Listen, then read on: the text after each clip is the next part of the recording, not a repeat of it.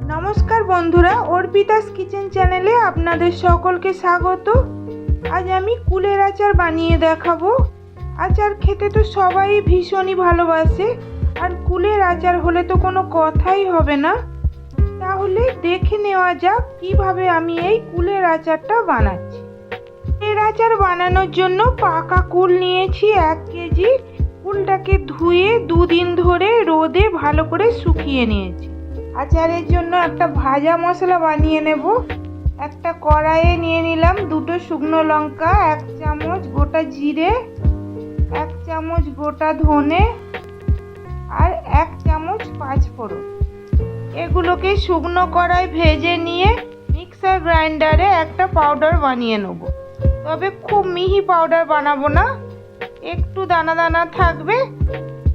আচারের ভাজা মশলা বেশি মিহি হলে ভালো লাগে না, একটু দানা দানা থাকলে আচারটা খেতে ভালো লাগে। মশলা ভাজা হয়ে গেছে, এখন এটাকে নামিয়ে নেব। এদিকে শুকনো কুলের বোঁটাগুলোকে ছাড়িয়ে নেব আর কুলগুলোকে একটু ফাটিয়ে দেব, যাতে কুলের মধ্যে ভালোভাবে মিষ্টিটা ঢুকতে পারে। এইভাবে সব কুলগুলোর বোঁটা ছাড়িয়ে নিয়ে ফাটিয়ে নেব। এদিকে গ্যাস অন করে একটা কড়াই বসিয়ে দিয়েছি। কড়াইয়ে দিয়ে দিলাম সর্ষের তেল, 1/2 কাপ মতো তেল দিলাম। এই আচার সর্ষের তেলেই ভালো হয়, সাদা তেলে আচার ভালো হয় না। আর আচারে একটু তেল বেশি লাগে। তেল গরম হয়ে গেলে দিয়ে দেব 1 চামচ পাঁচফোড়ন আর 5-6টা শুকনো লঙ্কা। লঙ্কাগুলোকে আমি একটু ফাটিয়ে দিয়েছি।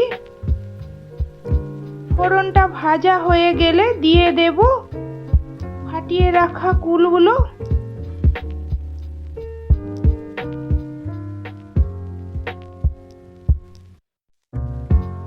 এখন কুলগুলোকে লো টু মিডিয়াম আঁচে কিছুক্ষণ ভেজে নেব। কুলগুলো ভেজে নিলে আচারটা বেশি খেতে ভালো লাগে।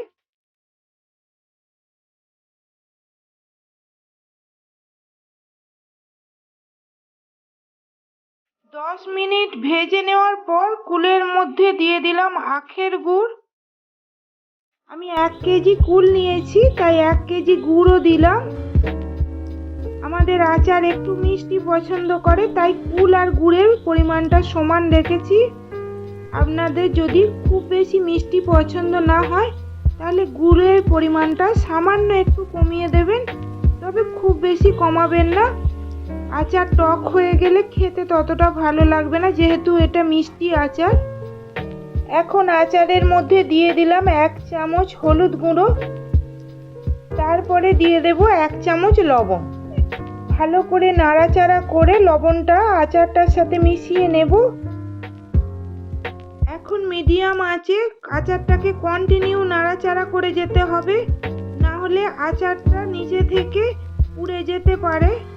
আর আচার যদি পুড়ে যায় আচার তেঁতো হয়ে যাবে এবং আচারের কালারটা কালো হয়ে যাবে, তাই আচারটাকে নাড়া বন্ধ করলে চলবে না। 10 মিনিট আচারটা এইভাবে নাড়াচাড়া করে নেওয়ার পর দেখুন আচার অনেক ঘন হয়ে গেছে আর আচারের কালারটাও চেঞ্জ হয়ে গেছে, কতটা ডার্ক হয়ে গেছে কালারটা। এখন আমি এই আচারের মধ্যে দিয়ে দেব ভাজা মশলা, যেটা আমি বানিয়ে রেখেছিলাম আগে থেকে।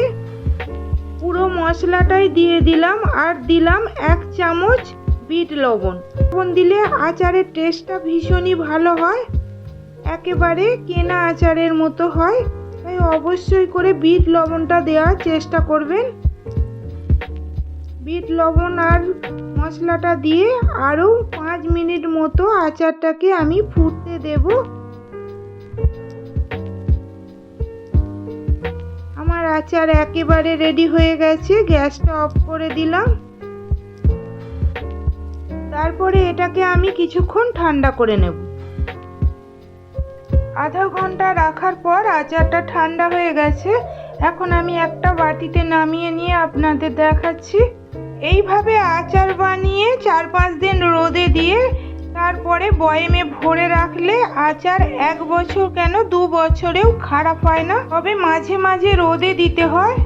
বন্ধুরা, আমার এই রেসিপিটা যদি ভালো লেগে থাকে তাহলে লাইক, কমেন্ট এবং শেয়ার করার অনুরোধ রইল। আর আমার চ্যানেলটা যদি এখনও সাবস্ক্রাইব না করা থাকে প্লিজ সাবস্ক্রাইব করে দিয়ে পাশে থাকা বেল বটনটা অবশ্যই ক্লিক করে রাখবেন, যাতে আমার রান্নার আপডেট সবার প্রথমে আপনারা পেয়ে যেতে পারেন। সবাই ভালো থাকবেন, সুস্থ থাকবেন। আমি আবার হাজির হব পরবর্তী রেসিপি নিয়ে। ধন্যবাদ।